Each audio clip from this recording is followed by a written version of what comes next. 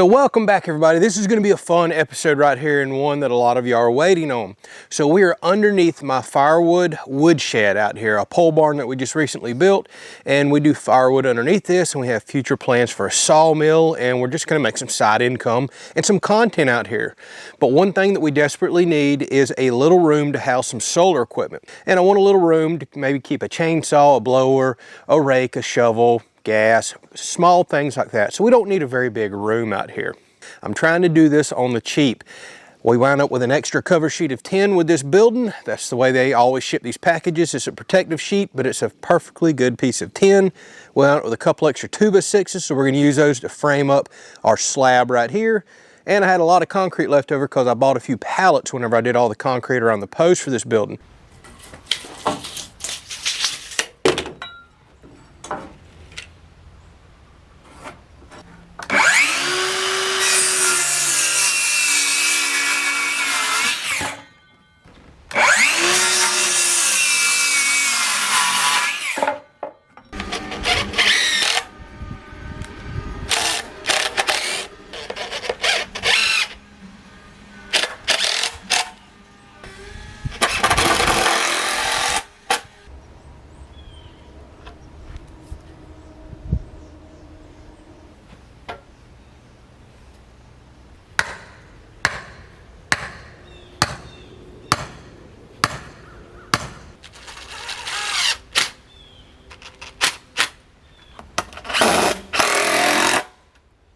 All right, let me explain to you what I got going on right here, because this is where we got to pay very special attention.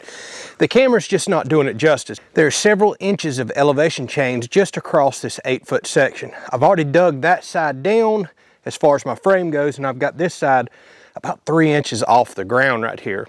I don't want to dig that side down any further because I'm wanting a high concrete slab, because the water is going to flow from that direction. To keep the concrete from blowing out this side underneath the frame that I'm putting in, we're going to have to pack some dirt and stuff in here in just a minute so it doesn't wash out underneath, come out here on the ground. There is literally about 10 foot of elevation change from where the camera is. You're looking down a hill here, but you just can't see it. So I'm having to fight with all that. That's why you're seeing me checking level on everything and moving as I go. I'm driving a couple stakes in the ground right here, and I'm stopping at 2. We need to measure from corner to corner right now. I've already got it close, but when you measure diagonally like this, this is what tells you if your frame is square or, well, pinched or not. So we're about a ½ inch off. That lets me know that we're not square. We're very close though. So we need to work it 1/4 of an inch either direction. Just letting us know that we're slightly out of square. All I'm doing is taking some old scrap 2x4s, cutting them about 12, 18 inches long, and just cutting a point on the end.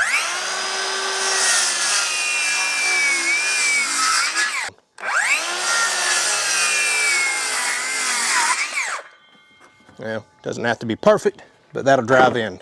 All right, so these stakes not only allow us to level everything up and then shoot a screw in, but it keeps our form from bowing once we get the weight of several 100 pounds of concrete in here. All right, we'll check for level. Almost perfect. And then we need to work to square out as well.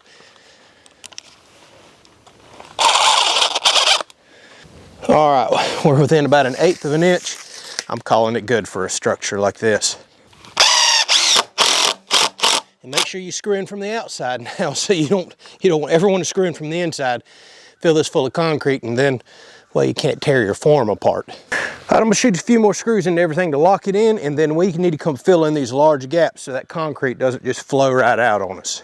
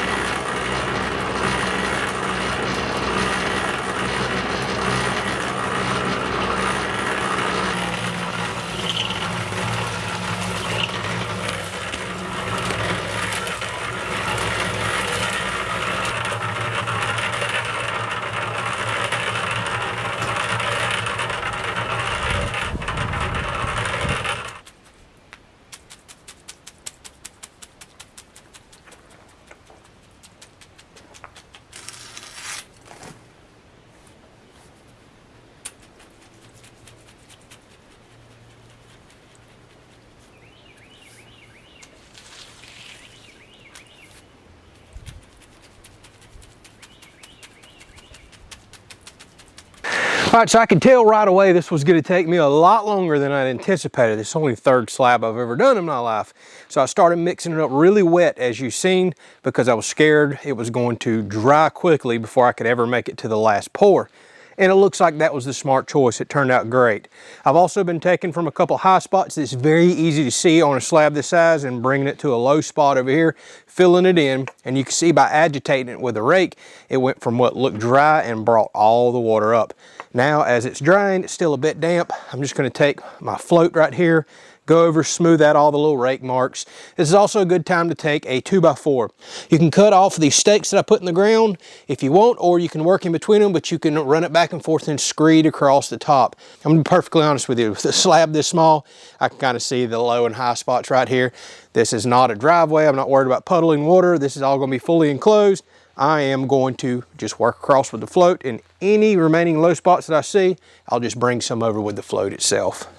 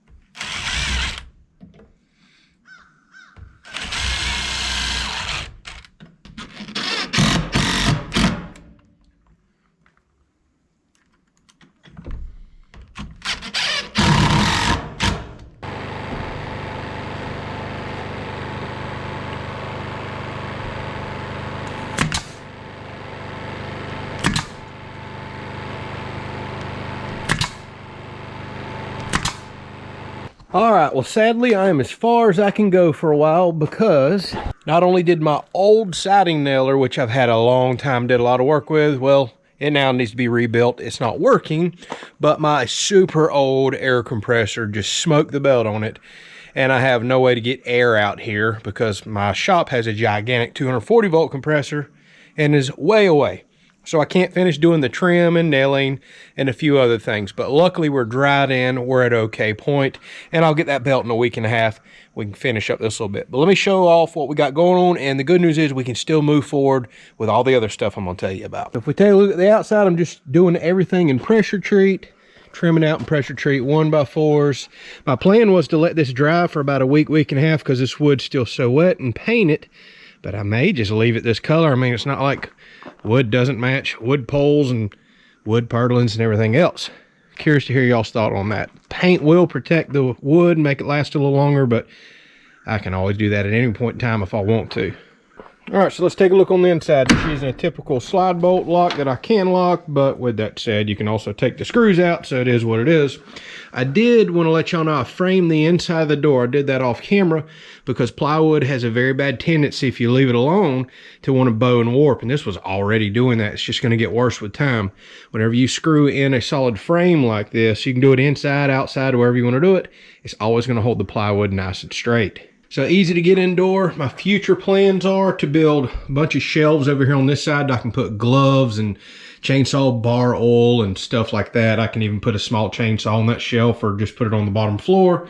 This whole back wall, I can hang my woodworking tools, you know, like axes, pickeroons, cant hooks, all that stuff. It would be perfect to put on this back wall. Sawmill blades can go back here when we finally get one of those. And when we come on in, this wall over here is going to house my solar. I'm probably going to put one of my bigger portable power stations out here for now. My future plans are to actually put some stuff on the wall and do a kind of DIY system out here. We'll build it out with batteries. I don't know exactly what I'm going to do just yet. I might do an Orient power system out here, or I might just do like 12 or 24 volt batteries and a basic inverter setup. Just depends on what all I'm going to need power for out here. So as you can see, I know a lot of people are saying, hey, 4x8 room's small, but there's actually a ton of room in here. I can build shelves out anywhere I want, but we are going to leave this space dedicated to solar, do shelves all the way over here. And I'm just not going to have that much stuff out here. This is going to be perfect for sticking some woodworking tools and a few other basic things in, keeping it out of the weather. So coming up some of the next videos, we'll start on the shelving. Then we need to start on the solar. I have plans to put some panels all the way over here. You can see it's really late in the afternoon, and I just lost sun all the way over there, so I'm going to trench some wire that I've already got and put a ground mount over there, and we're going to put 4 new style solar panels I've never tried before over there for several hundred watts, almost 1,000 watts. So that's going to be a cool episode. Overall, this was a budget build. 4x8 slab allowed me to use 4x8 plywood, 8-foot 2x4s, 8-foot 1x4s, and keep everything nice and cheap. Again, I used the 10 that was a free piece that came with the barn. Already had a bunch of 2x4s that I bought really cheap a while back for like $3 a piece. I will say I had to go buy this plywood, and I am still shocked. Plywood is through the roof. My 2x lumber is very reasonable, like pre-COVID prices, but that plywood, $43 a sheet. That is still crazy high. Up top's just a little basic lean-to. The water's going to run off, hit that. I got it at a nice slope to run off on the ground here. What we'll also catch in the next episode that we need to do, we're going to haul in a bunch of dirt, kind of slope this out, and pack rock all around this, because as the water runs off the barn right here, it's going to hit this rock that I just recently put in, and we're just going to carry it around so it doesn't wash out under the slab. We got to make sure we do that very soon. All right, so hopefully y'all enjoyed the little build episode. Y'all been asking for a lot of those. We got a lot more builds planned coming up here over the next couple of months. A bunch of welding projects and landscaping projects, some more stuff like this, solar that y'all been requesting left and right. So we're going to get all that knocked out. And then, of course, getting all this set up and ready means we hang lights in here. I want to figure out how to do a fan, whether it's a floor fan or we'll mount something up there. We get some more motion lights, some work lights. We got to run electrical out here, outlets to plug in tools, because I got some special tools that's going to go as part of my woodworking business down the road. I'm going to do something a little different that most people are not doing, and I'm going to need power out here for that. So all this basically means is we dive right back into all the woodwork, and then maybe a future sawmill. A lot of big plans out here. Thank y'all for watching. Catch you on the next video.